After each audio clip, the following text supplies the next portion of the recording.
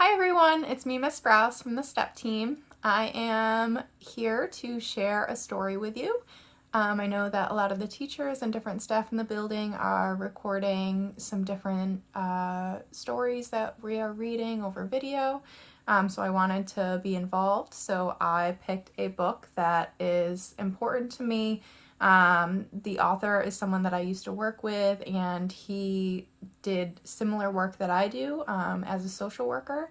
So he wrote children's books about things like empathy and kindness and being very strong and superheroes and fun things like that. So I thought it would be great to share this book with you. I felt like it would align well with what we talk about in the STEP room and when we come to your classrooms, the kind of things that we share. So this is what the book looks like. It's called Finding Brooklyn and the Next Great Superhero. I'm actually going to be reading it off of my iPad. I thought it would be good to avoid spreading germs and just download the book digitally. So, without further ado, I will get to the book. Again, the author is Dan Sadlowski. He lives in Massachusetts, where I grew up and did a lot of my early working. And so let me get to the beginning of the story here. This story actually has some really great illustrations, so I'm going to try to show you those. It might be a little tricky with the iPad, but I'm going to do my best. So, this is the first page here. This is Brooklyn. It says, "Once upon a..." No, that just won't do, she thought, daydreaming in class. Brooklyn is her name, if anyone were to ask. Brooklyn dreamed of becoming the next great superhero. To become super, you must possess amazing powers. And to become a hero meant being brave in the most troublesome hour. Brooklyn believed if you became a superhero, it would prove you were undoubtedly special. This is Brooklyn right here. Brooklyn was not a superhero, and she did not have anything special. Well, at least nothing others considered so.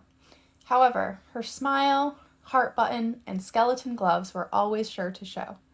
She had found them one day, thrown away, but to her they were special, no matter what anyone might say. The Supers. Here's an illustration of this Supers event. Everyone, whether a super or not, was excited for tonight was the big night, the annual Amazing Supers Delight. The epic event where supers could show off their powers. The winner would be named the next great superhero. Popcorn popping, audiences applauding. What a night, what a delight. Startled from her daydream adventure, Brooklyn realized she was being questioned by Miss Lecture. Who will be the next great superhero? Brooklyn thought, let's see. I'm not sure, but I do dream that one day it could be me. All was silent for a moment or two. Then the whole class laughed. She doesn't fit in. She is too different. She could never be super. And there's simply nothing special about her. Brooklyn replied, standing tall yet small, I'm not afraid to stand up to Wickets, the most powerful supervillain of all. Their jaws dropped. Faces froze like frost, puzzled with a twist. Preposterous, shouted Miss Lecture. Class dismissed. Brooklyn rushed home. It was days like today Brooklyn wished she could talk to someone. Truth of the matter was, Brooklyn was an orphan. So around was no one. Growing up, there had been no love, no comfort, no hugs, no kisses. Was it time for her to give up on her dreams, her hopes, her wishes? She crumbled up a Super's Delight flyer and dropped it on the ground. Her smile could no longer show. Even her rose started to frown.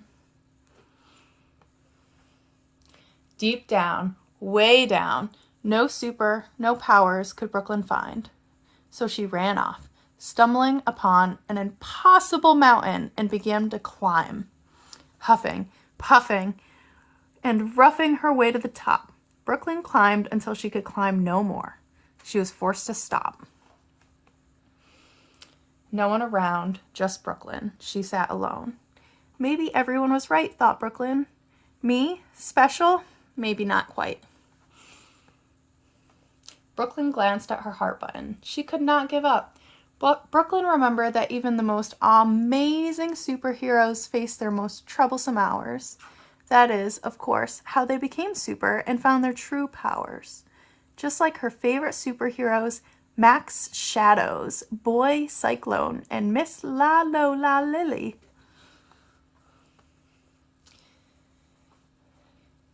Here's some illustrations of some of her favorite superheroes. You see Max at the top.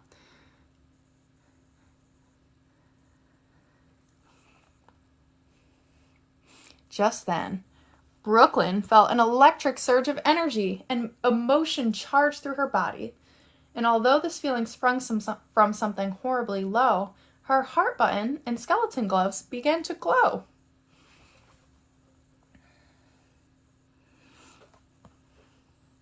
Brooklyn's heart button was thumping and pumping and giving her superpowers. Under Brooklyn's command, her skeleton gloves flew off her hands, crawled across the ground, soared through the air, and came back around. Is this really happening? Said Brooklyn with her skeleton gloves in flight. And then she journeyed back to the amazing super's delight.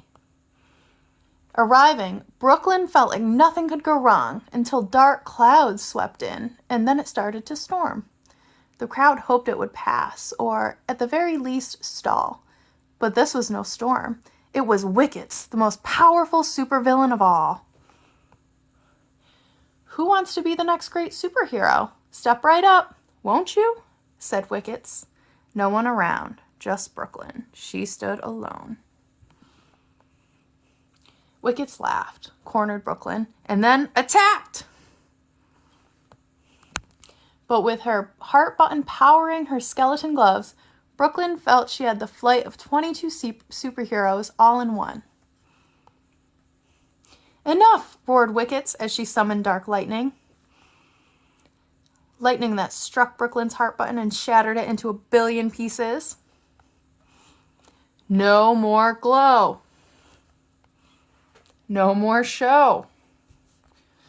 Wicket's dark powers were weakening Brooklyn, who was now powerless. Well, at least what others considered so. But no, to become super, you must possess amazing powers, and to become a hero meant being brave in the most troublesome hour. And somehow, deep down, way down, with all her might, Brooklyn was able to take Wicket's darkest power and turn it into light. A powerful light shined from Brooklyn, who stood tall yet small. She wasn't afraid to stand up to Wickets, the most powerful supervillain of them all. Brooklyn summoned her skeleton gloves, sending Wickets to land far away in a world unknown. A tiny voice shouted, "Such little, such fight!" Peeking out of the crowd were Miss Lecture and her class. Their jaws dropped. Faces froze like frost, puzzled with a twist. But Brooklyn was thankful all were safe. Even their funny faces were missed. Brooklyn, without a doubt, was named the next great superhero. But many wondered, how? How was Brooklyn able to take all that darkness and turn it into light? And with her heart button broken, skeleton gloves powerless, and seemingly no powers in sight. Quite simply, although her heart button and skeleton gloves would always be part of her and helped her win. Brooklyn found that her true power all along came from something amazingly special within. This next great superhero is ready for her next great adventure.